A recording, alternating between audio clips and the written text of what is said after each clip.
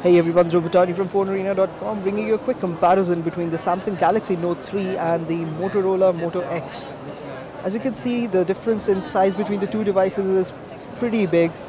Motorola has opted for a more ergonomic design. It's a 4.7-inch display, 720p panel, Super AMOLED as well.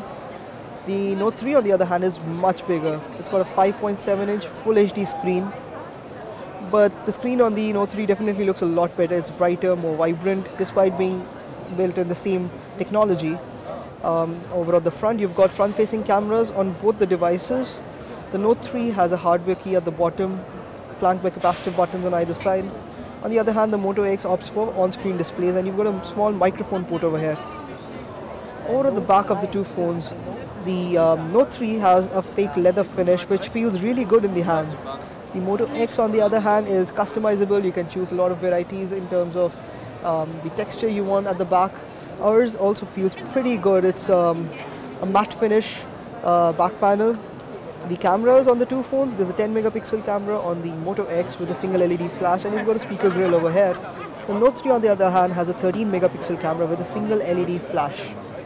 Moving to the sides of the phones, you've got a nano SIM card slot on the Moto X, while the Galaxy Note 3 has the volume rocker over here on the left side of the phone. At the bottom of the two phones, you've got the micro USB port, the stylus port, and the speaker over here on the Note 3, while the Moto X makes do with just the micro USB port.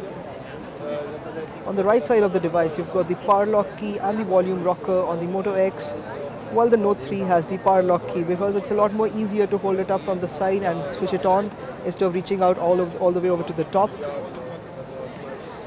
Talking about the top of the two phones, you've got the 3.5mm audio jack, which is fairly centered on the Moto X, while the Note 3 has the IR blaster port and the 3.5mm audio jack over here. Under the hood, you've got a 1.7 GHz Qualcomm Snapdragon-based processor on the Moto X, paired with 2 GB of RAM. On the Note 3, you've got a 2.26 GHz Snapdragon 800 processor. There's 3 GB of RAM on board. The phone is available in 32 and 64 GB variants, but you can expand that via the micro SD card slot on the Note 3. The Moto X, on the other hand, ships in 16 and 32 GB variants only, and you cannot expand that.